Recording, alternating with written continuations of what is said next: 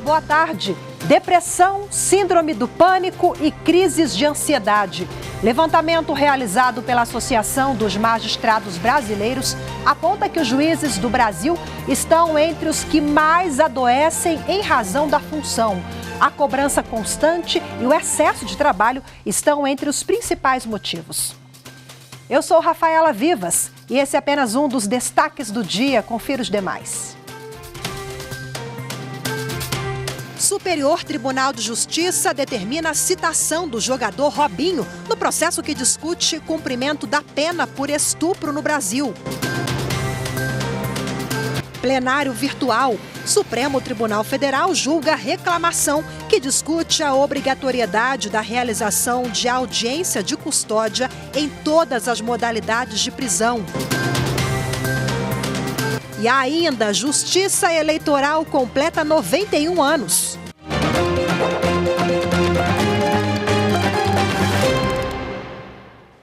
A presidente do Superior Tribunal de Justiça, ministra Maria Tereza de Assis Moura, determinou a citação do jogador de futebol Robinho no processo que discute cumprimento da pena por estupro no Brasil. A repórter Jéssica Castro tem as informações. A presidente do STJ, ministra Maria Tereza de Assis Moura, determinou a citação do jogador de futebol Robinho no processo de homologação da sentença italiana, em que ele foi condenado a 9 anos de reclusão pelo crime de estupro coletivo. A ministra intimou a Procuradoria-Geral da República para que consulte os bancos de dados disponíveis e indique o endereço válido para a citação do jogador. Por intermédio do Ministério da Justiça, a Itália entrou no STJ com pedido de homologação da decisão que condenou o jogador para que ela seja cumprida no Brasil.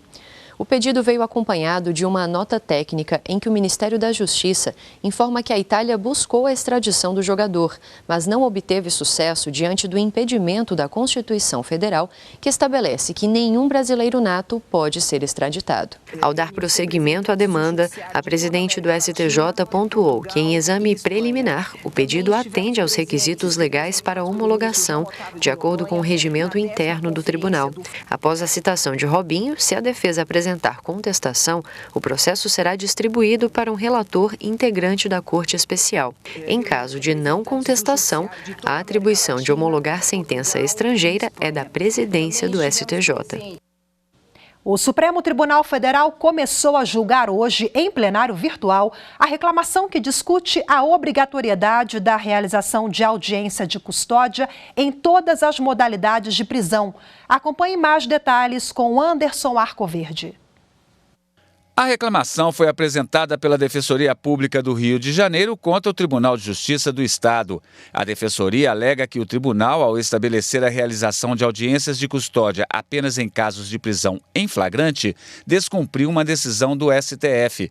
O Supremo caracterizou o sistema penitenciário nacional como estado de coisas inconstitucional e determinou que juízes e tribunais realizem audiências de custódia em todas as modalidades de prisão. O procedimento deve ser realizado no prazo máximo de 24 horas. O relator da reclamação, ministro Edson Fachin, atendeu o pedido da Defensoria e, em decisão provisória, determinou que a Justiça deve realizar as audiências de custódia também nas prisões temporárias, preventivas e definitivas. Fachin destacou que a medida não é apenas uma formalidade burocrática, mas um procedimento importante para verificar as condições de saúde do preso e garantir os direitos fundamentais. O julgamento no plenário virtual termina na próxima sexta-feira, dia 3 de março. Parte do efetivo da Polícia Federal envolvido na Operação Libertação já está mobilizada para se deslocar para a base instalada na região do Palimu, na terra indígena Yanomami, em Roraima. A base, instalada há 2 semanas, foi alvo de atentado na madrugada dessa quinta-feira, segundo a PF. Os garimpeiros desciam o rio em 7 barcos de 12 metros carregados de cassiterita e furaram o bloqueio montado no rio Uraricoeira. Eles atiraram contra agentes do IBAMA que haviam abordado uma das embarcações. No tiroteio, um dos garimpeiros ficou ferido e foi detido pela Polícia Federal. A Autoridades nacionais podem pedir dados diretamente a provedores de internet no exterior. A decisão do plenário do Supremo Tribunal Federal levou em consideração o Marco Civil que trata do assunto. A lei brasileira prevê as solicitações e não desrespeita acordo de cooperação internacional entre o país e Estados Unidos sobre o tema. A reportagem é de Evne Araújo. O Supremo Tribunal Federal julgou válida a possibilidade de autoridades nacionais pedirem dados diretamente a provedores de internet estrangeiros com sede ou representação no Brasil. Para isso, não precisam necessariamente seguir o procedimento do acordo celebrado entre o Brasil e os Estados Unidos sobre o assunto. Na ação, a Federação das Associações das Empresas de Tecnologia da Informação pedia a declaração de validade do acordo de assistência judiciária em matéria penal, publicado em 2001, usado em investigações criminais em curso no Brasil sobre pessoas, bens e dados armazenados nos Estados Unidos. O pacto bilateral trata da obtenção de conteúdo de comunicação privada sob controle de provedores de aplicativos de internet sediados fora do país. O relator do processo, o ministro Gilmar Mendes, já havia votado pela constitucionalidade das normas previstas no acordo e nos códigos processuais civil e penal brasileiros. Porém, para ele, as autoridades do Brasil podem pedir essas informações diretamente às empresas do exterior, como previsto no Marco Civil da Internet, que também foi julgado constitucional. O ministro Alexandre de Moraes, em voto apresentado na sessão dessa quinta-feira, acompanhou o entendimento do relator. Sendo possível a solicitação direta com base no Marco Civil, como já vem fazendo em vários casos a Justiça brasileira, e com o referendo do Superior Tribunal de Justiça, inclusive aplicando multa, sendo possível, deve ser o caminho a ser adotado. Moraes enfatizou ainda que pedidos de informações não podem ser negados sob a justificativa de que a sede dos provedores não está no Brasil, uma vez que os dados são transmitidos pelo sistema de telecomunicações brasileiro. A decisão do plenário do STF foi por unanimidade. O plenário do Supremo também negou um conjunto de recursos apresentados contra a decisão de 2017, que reconheceu que os estados podem criar leis sobre a utilização do amianto. O amianto foi muito utilizado na indústria de construção civil para a confecção de telhas e outros produtos. O problema é que a exposição ao amianto está ligada a diversas doenças, entre elas o câncer de pulmão. Em 2017, o Supremo Tribunal Federal decidiu que todos os estados podem editar leis que proíbam o uso do amianto, porque entendeu que a Lei Federal 9.055, de 1995, que permitiu o uso da substância, era inconstitucional. Agora, o plenário analisou um conjunto de recursos questionando essa decisão e apontando a necessidade de definir o momento em que a proibição deveria acontecer. A ministra Carmen Lúcia, relatora de parte desses embargos, entendeu que, como não houve espaço para discussão sobre a declaração de inconstitucionalidade da lei nacional, ela não poderia ter efeito vinculante e alcançar a todos. E quanto ao pedido de modulação de efeitos, como eu disse, no caso, as normas estaduais já foram devidamente julgadas, e sobre elas houve sim a discussão, não há nenhuma omissão, eu estou rejeitando o pedido de modulação de efeitos. Portanto, eu estou no ponto que é o ponto específico dos embargos, acolhendo parcialmente, senhora presidente, para declarar sem efeitos vinculantes a declaração incidental de inconstitucionalidade do artigo 2º da Lei Nacional 9.055, e estou negando o pedido de modulação de efeitos nesses casos. Mas ela foi voto vencido. O plenário, por maioria, rejeitou os embargos e, com isso, mantida a possibilidade de os estados e municípios proibirem por lei o uso, a comercialização, o transporte e a exploração do amianto. A seguir, pesquisa aponta que os juízes do Brasil estão entre os magistrados que mais adoecem em razão da função. Os detalhes em instantes, voltamos já.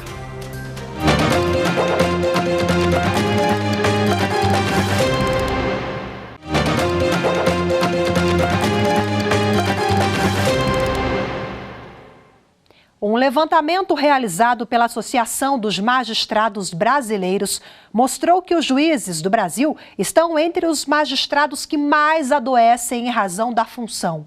O documento, que recebeu o nome Perfil da Magistratura Latino-Americana, ouviu 1.573 juízes de 16 países da região. A cobrança constante e o excesso de trabalho estão entre os principais motivos para fazer da magistratura brasileira uma atividade cada vez mais desgastante. Segundo o Conselho Nacional de Justiça, em 2021, o Judiciário concluiu quase 27 milhões de processos. Mas, no mesmo período, uma quantidade ainda maior de novos casos deu entrada nos tribunais. A justiça brasileira é a que mais julga no mundo e a demanda cresce a cada ano. Para tentar dar andamento aos processos no prazo razoável, algumas medidas são adotadas para aumentar a produtividade. Mas o resultado dessa equação tem afetado diretamente a saúde dos juízes.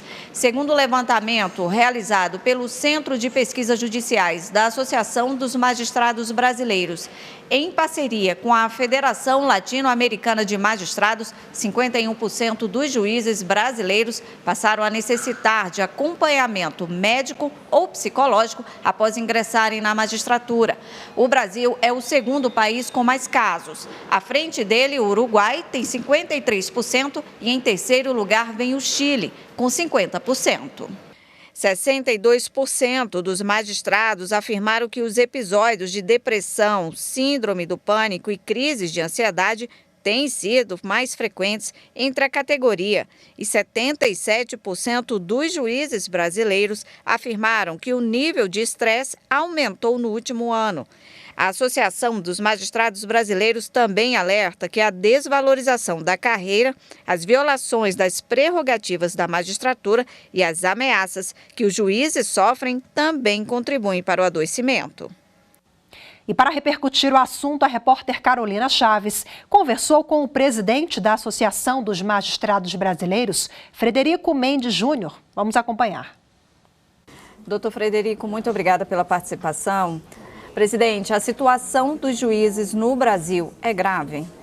Eu acho que é grave. A Associação dos Magistrados Brasileiros, através do seu Centro de Pesquisas Judiciais e a Federação Latino-Americana de Magistrados, fez uma ampla pesquisa sobre o perfil do magistrado na América Latina. E alguns dados são preocupantes. Então, vejam um dado interessante e gravíssimo, assustador, que apareceu lá, é que os magistrados brasileiros só foram ameaçados menos do que os magistrados da Bolívia. Quase metade dos magistrados brasileiros, em dado momento ali da sua carreira e em razão do seu trabalho, sofreram algum tipo de ameaça.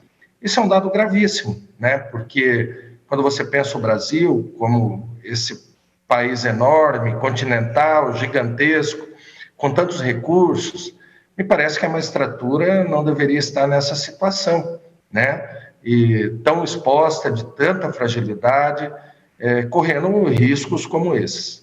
Agora, doutor, 51% dos juízes, né, que responderam à pesquisa precisaram de atendimento médico após ingressarem na magistratura, né? Que problema tem levado os magistrados à doença? Esse é um dado interessante. Nós estamos falando de magistrados que acabam tendo atendimento psicológico, psiquiátrico, recebem medicação por conta disso. E são decorrentes da função, doenças decorrentes da função, problemas funcionais. Acho que um primeiro ponto é a sobrecarga de trabalho. No Brasil há uma litigiosidade muito grande, parece que quase tudo se resolve no judiciário, então esses juízes brasileiros são muito demandados, têm uma carga de trabalho superior, talvez, a qualquer outro país do mundo, né? Isso é um fator de adoecimento, claro. Ao mesmo tempo, há uma pressão, um estresse constante decorrente da própria atividade. Então, acho que essa pressão, todo esse cenário, todo esse conjunto, contribui para isso, sabe? Agora, doutor Frederico, a pesquisa relata as doenças de depressão, síndrome do pânico, crises de ansiedade e até suicídio, né, que têm se tornado mais frequentes entre a categoria profissional nos últimos 10 anos. E isso não compromete o trabalho do magistrado?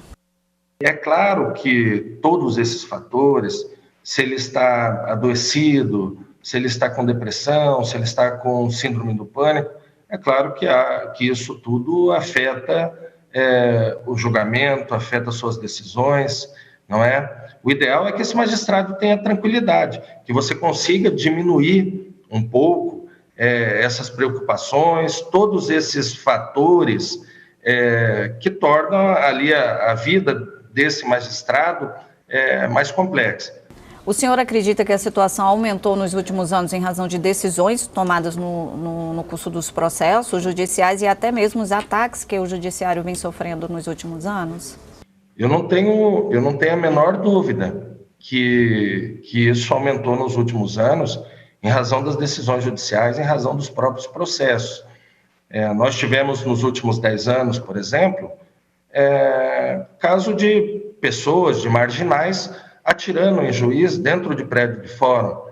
Nós tivemos nos últimos 10 anos casos de fórum, edifícios do Poder Judiciário, que foram incendiados, né? Tivemos agora, mês passado, em janeiro, um exemplo claro da gravidade, né, de onde nós chegamos, que foi essa invasão ao Supremo Tribunal Federal. Uma coisa que nós nunca imaginamos de presenciar, de assistir. O senhor vê uma solução a curto prazo para melhorar a segurança e a saúde dos magistrados? Passa por diversas frentes, né?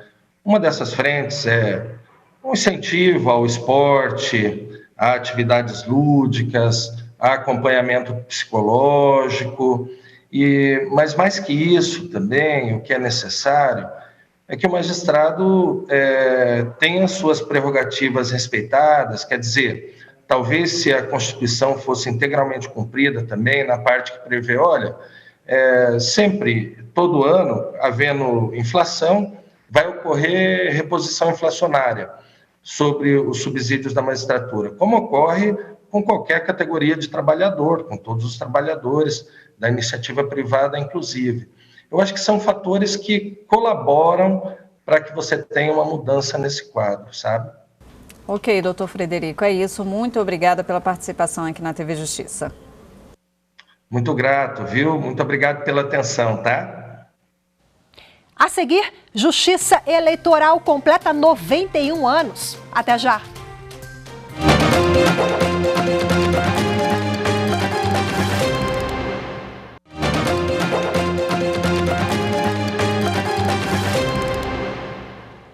Uma ação conjunta entre a Polícia Rodoviária Federal, a Polícia Federal e o Ministério do Trabalho e Emprego resgatou cerca de 150 pessoas que viviam em situação análoga à escravidão na região de Bento Gonçalves, no Rio Grande do Sul.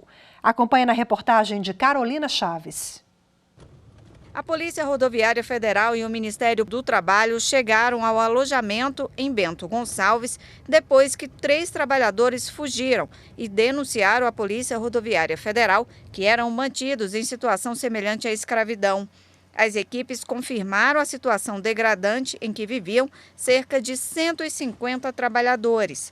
O local não tinha condições de higiene e os homens eram submetidos à jornada excessiva de trabalho, sofriam violência física e psicológica. Ao serem resgatados, alguns trabalhadores que não quiseram ser identificados relataram como era a vida no alojamento. A gente vai fazer 2 meses aqui sem mandar 1 centavo para minha esposa. Aliás, como todo mundo está aqui, sem mandar 1 centavo para a família. Adquirindo dívidas aqui dentro, porque nós adquirimos dívidas. Para não comer essa comida podre que eles dão a nós aqui. Os trabalhadores relataram ainda que eram ameaçados e, caso quebrassem um contrato, não teriam direito a receber nada e deveriam voltar ao estado de origem sem qualquer ajuda. A maioria dos trabalhadores foi recrutada no estado da Bahia com promessas de uma vida melhor. O dono da empresa responsável pelo abrigo também é baiano, natural de Valente. Ele foi preso e encaminhado para a Polícia Federal em Caxias do Sul. A empresa dele tem vários contratos com vinícolas na região. Hoje é dia de comemorar uma data muito importante para a democracia brasileira. O aniversário de 91 anos da Justiça Eleitoral. O presidente do Tribunal Superior Eleitoral, ministro Alexandre de Moraes, destacou a importância desse ramo do judiciário. Acompanhe mais detalhes agora com a repórter Mariana Fabre.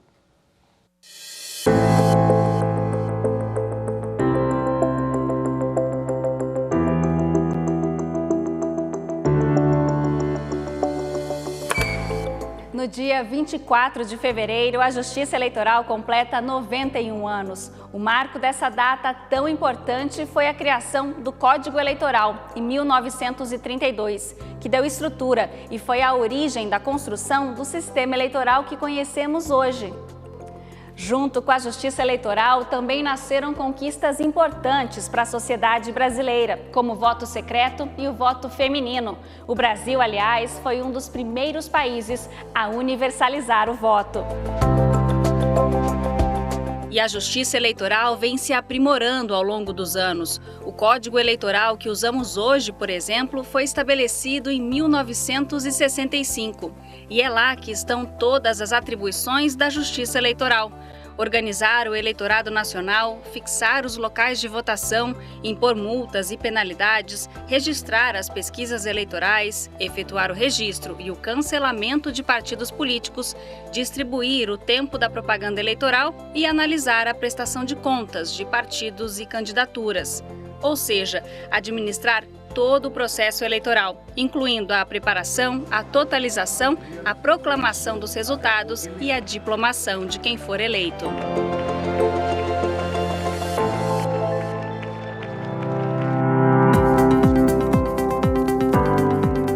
Na sessão plenária do dia 23 de fevereiro, o presidente do TSE lembrou a importância da Justiça Eleitoral para a democracia brasileira. A Justiça Eleitoral foi uma grande criação que completa 91 anos, uma criação para que no Brasil nós tivéssemos um órgão, como temos, um órgão imparcial, um órgão célere, um órgão que ao mesmo tempo julga as questões eleitorais, administra e organiza as eleições e garante a tranquilidade de 2 em 2 anos, a tranquilidade dessa construção, dessa importante e contínua construção da democracia no Brasil. Então é importante sempre lembrarmos e comemorarmos o dia da criação da Justiça Eleitoral.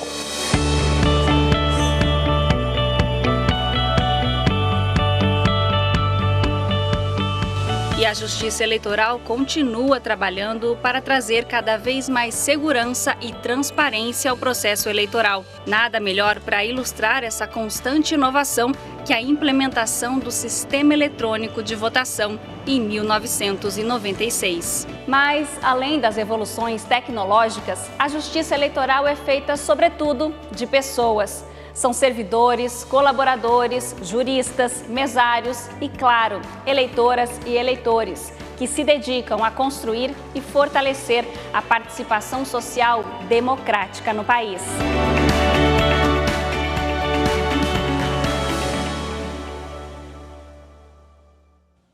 A presidente do Supremo Tribunal Federal, ministra Rosa Weber, relembrou neste 24 de fevereiro o dia da conquista do voto feminino no Brasil. A ministra falou sobre os avanços ao longo dos anos, mas também destacou uma marca atual que não pode ser comemorada: os índices insatisfatórios de presença das mulheres nos espaços de poder. Segundo a ministra, o Brasil se situa entre os últimos colocados no ranking da presença feminina nos parlamentos dos países da América Latina e do mundo. E o mesmo vale para o Poder Judiciário, em especial no tocante à composição dos tribunais superiores. Para Rosa Weber, o déficit de representatividade feminina significa um déficit para a própria democracia brasileira.